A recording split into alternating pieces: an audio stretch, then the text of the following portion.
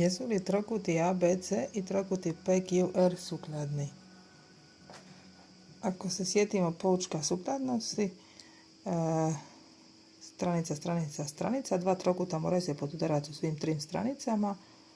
Drugi poučak je stranica kut stranica, treći je kut stranica kut i četvrti je stranica kut.